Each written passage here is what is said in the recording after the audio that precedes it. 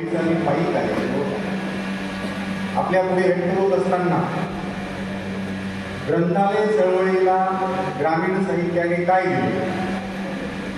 तर मी तसा ग्रामीण भागामध्ये शिकलेला मुलगा जिल्हा परिषद शाळेमध्ये. मला मी 4वी-5वीला असताना मला ग्रंथांचं वेळ लागलं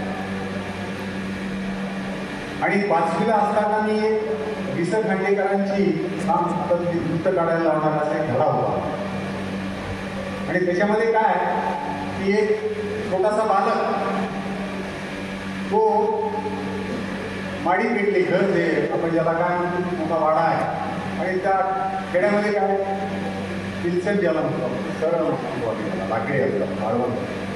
तर ते वाडा पेटला आणि वाड्यामध्ये राहिले बाळ मुला आणि एका छोट्या मुलाच्या लक्षात 10-12 वर्षाच्या मुलाच्या लक्षात आले की ती बाळ राहिले म्हणून ते त्या जो विस्तव आहे झाड आहे त्याच्यामध्ये तो गेला आणि त्या लेकराला घेऊन आला आणि त्या ठिकाणी मांडीवर कटकडी बसली. त्याची तसं कोणाची हिंमत होती छोटा मुलगा गेला आणि घेऊन आला म्हणजे साहस धाडस झाला. त्याला धाडस दाखवलं आणि त्या मुलाला बाहेर घेऊन आला आणि त्याचं कौतुक केलं आणि त्या ठिकाणी म्हणून त्याची आई त्याची एक मंडळी मी आज पुस्तक काढायला सांगणार. त्यामुळे एवढं म्हणजे आपण पुस्तक जेव्हा काढतो एखाद्या चांगलं काम केलं तेव्हा सुंदर मुलगा असेल त्याचं कौतुक करायचं असेल तर काही जण म्हणतात की सुरुवातीला चव्हाण सरची कविता लिहिली म्हणून साहित्याची सुरुवात केली पण मी एक गोष्ट लिहून साहित्याची सुरुवात केली नंतर कविता केली. हे एवढे याच्यासाठी सांगतो की आपण ज्या वेळेस कुठलाही ग्रंथ वाचतो तर ते आपलं मस्त घडवत असतं आणि माझ्यासारख्या ग्रामीण भागामध्ये जन्मलेल्या मुलाचं फार वेगळं अतिशय संघर्ष करावा लागतो. आणि ग्रामीण साहित्यामध्ये काय ग्रामीण माणसाच्या जगण्यातील जीवनातील ज्या काही सुखदुःखाच्या गोष्टी आहेत त्या सुखदुःखाच्या गोष्टी मुखर करणे किंवा कागदावर उतरवणं हे ग्रामीण साहित्य. माझ्या एका हातामध्ये वास्तव आणि दुसऱ्या हातामध्ये विस्तव असतं. मी ग्रामीण भागातला मुलगा आहे. माझ्या एका हातामध्ये वास्तव असतं सत्य आणि दुसऱ्या हातामध्ये विस्तव असतं म्हणजे संघर्ष असतो जीवनाचा. मी शेतामध्ये काम करत असताना मी अतिशयोक्ती सांगणार नाही अनेक साप हातातून पायातून गेलेले असतात. ते माझं जगणं हे या संघर्षातून आलेलं आहे. काल मी शेतात मी जरी शिक्षक होतो सेवानिवृत्ती घेतली म्हणजे शिक्षानिवृत्ती घेतली कविता लिहिण्यासाठी मी शेती करण्यासाठीच घेतली चळवळ चालवण्यासाठीच घेतली तुम्हाला सत्य सांगतो. आणि शेतावर सातत्यानं सकाळी 6 बरोबर शेतात असतो. मंदिरात जाऊन दर्शन घेतलं की शेतात जातो. काल दिवस परवा दिवशी रात्रभर मी थोडं ते जेसीबी चालू होतं थोडं काढतो. ती जी प्रत्यक्ष अनुभूती आहे. आणि काल आम्ही रात्रीच्या वेळेला 7-8 वाजता ते फुलकं काढत असताना जेसीबी चालू होतं आणि समोर एक ज्याला काय म्हणू आपण आजगर म्हणतो आहे शेतामध्ये ज्याला घोणस सापाला नाव आहे तशी शेतात आम्ही सातत्यानं मला ते आढळतं. तर त्याच्यावर माझी एक कविता सुद्धा आहे. तर तो त्या जेसीबीच्या अवतीभोवती फिरत होता. आम्ही त्याला दुकान मारली त्याच्यामुळं त्याच्या हवेत तो आपल्यावरती फुटकार मारतो त्याच्यातून आपल्या अंगावरती थोडं येतं त्यानं जर आपल्याला फुटकार मारला तर आम्ही दूर गेलो. तो जेसीबीवाल्यांना तुम्ही जरा दूर जा जवळ येऊ नका. तर ह्या अशा संघर्षाच्या अवस्थेमधून आम्ही जात असताना ही जी अनुभूती आहे पंख्याखाली बसून शेतावरची कविता लिहिणं तुम्हाला सोपं वाटतं परंतु ज्या शेतामध्ये माझे मायबाप मी आम्ही कष्ट करतो माझे बहीण भाऊ कष्ट करतात निधनाचा घाम सातत्यानं गेले पण माझ्या माईच्या अंगावरच्या ज्या सुटुक्या आहेत माझ्या माईच्या अंगावरचे म्हणजे कापड आहे कपडा ज्याला आपण वस्त्र म्हणतो ते अजूनही फाटकच आहे. ती कितीतरी दिवस असंच चालणार आहे कारण इथली व्यवस्था जेवढी नासलेली आहे नासूर झालेला आहे इथल्या व्यवस्थेला. इथल्या व्यवस्थेला कॅन्सर झालेला आहे. इथल्या व्यवस्थेला एड्स झालेला आहे. कोण दुरुस्त करणार. सुंदर पद्धतीनं आपलं मनोगत व्यक्त केलं. ते मराठीतील ख्यातनाम कवी आदरणीय शंकरजी वाडेवाले उपस्थितांमध्ये निर्मल प्रकाशनाचे सर्वेसर्वा माननीय निर्मल कुमारजी सूर्यवंशी त्याचबरोबर ग्रंथालय अधिकारी सूर्यवंशी साहेब, श्री हंबर्डेजी, भावात्मानी भगिनी, या ठिकाणी हा जो विषय आहे की ग्रंथ चळवळ आणि साहित्य याचं योगदान काय किंवा अनुबंध काय असू शकतो अशा पद्धतीचा एक विषय आम्हाला केलेला आहे. तसं पाहिल्याच्या नंतर समाज जीवनामध्ये वेगवेगळ्या प्रकारच्या चळवळी चालत असतात, ज्यामध्ये शेतकरी चळवळ आहे, कामगार चळवळ आहे, त्याच पद्धतीनं ग्रंथ चळवळ सुद्धा आहे. साहित्यामध्ये सुद्धा वेगवेगळ्या प्रकारच्या चळवळी आहेत. ग्रामीण साहित्याची चळवळ आहे, दलित साहित्याची चळवळ आहे, आदिवासी साहित्याची संवर्धन होतं. लोककथा परंपरावरती ह्या ज्या आहेत त्या आपल्या संस्कृतीशी जोडल्या जातात. वाचनालयाने शिस्तीत ग्रंथालय जे आहेत त्या ग्रामीण भागामध्ये आणि असे ग्रंथोत्सव पुस्तक मेळावे शिबिरे या शिबिरामध्ये बालसाहित्य महत्त्वाची भूमिका बजावते. शैक्षणिक सुधारणा, शैक्षणिक कार्यामध्ये सुद्धा गोष्टी, कविता, बालनाट्य यांच्या माध्यमातून शिक्षण अधिक प्रभावी करता येईल.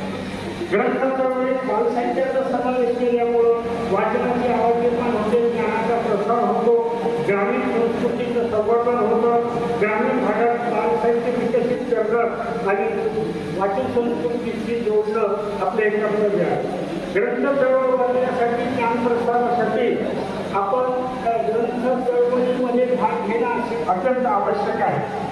बालसाहित्याचं ग्रंथ चळवळीतील योगदान काय आहे? पहिलं, वाचनाची गोडी निर्माण करणे, लोककथाचे संवर्धन, उजवणूक होते. त्याच्यानंतर भाषेचा विकास होतो, ज्ञान आणि कल्पना शक्ती कौशल्य होते. ग्रंथालय आणि ग्रंथालय चळवळीत सहकार्य होतं आणि ग्रामीण साहित्यामुळे लहान वयातून मुलांना वाचनाची गोडी लागते. मित्रांनो, मी ग्रंथ चळवळीमध्ये भाग घेतल्यामुळे नेहमी प्रत्यक्ष काम करतो. मी 30-35 वर्षापासून बालसाहित्य लिहित आहे आणि आज मी तृप्त आहे, लिखाणामुळं मी तृप्त आहे आणि माझ्या कवितामध्ये पाठ्यपुस्तकाच्या आल्यामुळं मला खूप आनंद होतो. आता नवीन बालसाहित्य कसं असावं याबाबत एकच माझं मत आहे की नवं बदललेले भाग विश्व यामध्ये असलं पाहिजे. आणि मी मुलांकडे जाऊन कार्यक्रम घेतो, कारण का तर मुलं ताजे चौकवीत असतात, मुलासारखे असतात. मुलांना बघून मला आनंद होतो आणि माझं वय मी विसरून जातो.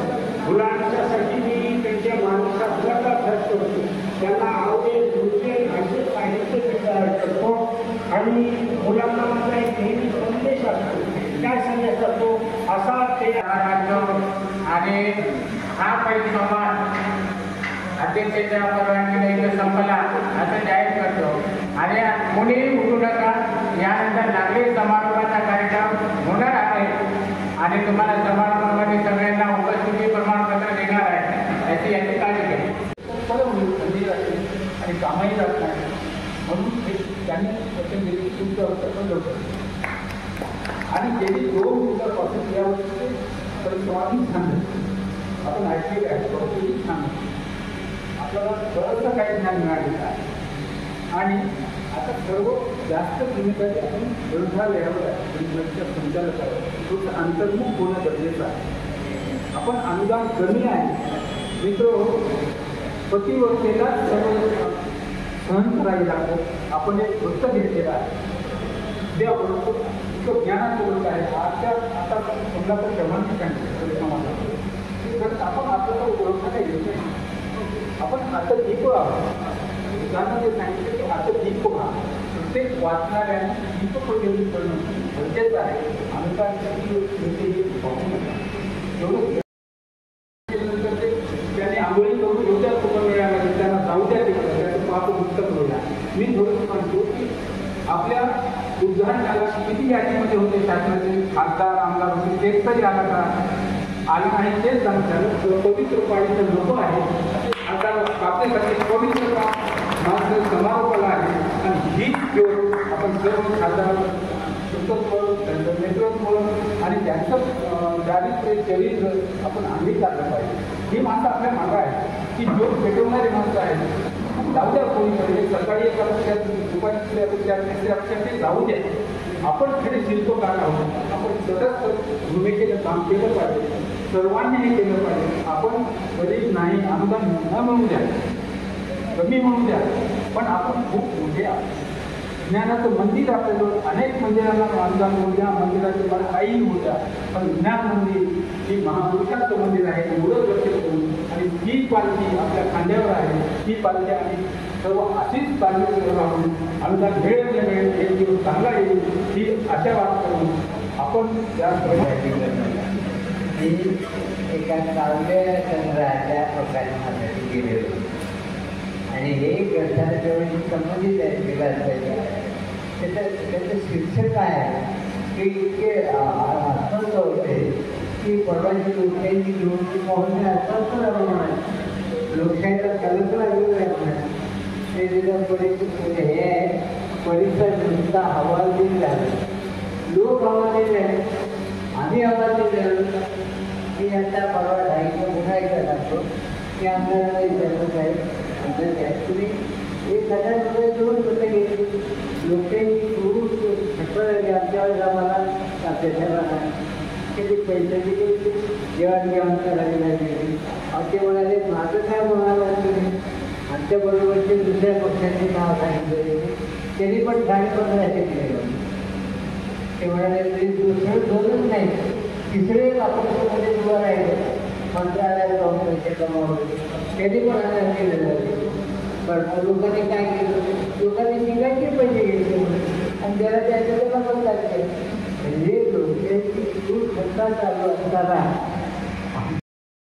त्यांनी आंदोलन करून एवढ्या कुटुंबियांमध्ये त्यांना जाऊ द्या त्याचं पाप मुक्त होईल. मी थोडंसं सांगतो की आपल्या उद्घाटनाला किती यादीमध्ये होते शासनाचे खासदार आमदार होते तेच तरी आला का आलं नाही. तेच सांगतात पवित्र पाळीचं लोक आहे आता आपल्यासाठी पवित्र माझं समारोपाला आहे. आणि हीच वेळ आपण सर्व खासदार त्यांचं नेतृत्व आणि त्यांचं दारिद्र्य चरित्र आपण अंगीकारलं पाहिजे. ही माणसं आपल्या मागं आहे की जो पेटवणारी माणसं आहेत. जाऊ द्या कोणीकडे सकाळी एका पक्षात दुपारी दुसऱ्या पक्षात तिसऱ्या पक्षात ते जाऊ द्या. आपण खरे शिल्पकार आहोत. आपण तटस्थ भूमिकेचं काम केलं पाहिजे. सर्वांनी हे केलं पाहिजे. आपण गरीब नाही, अनुदान न म्हणू द्या, कमी म्हणू द्या, पण आपण खूप मोठे आहोत.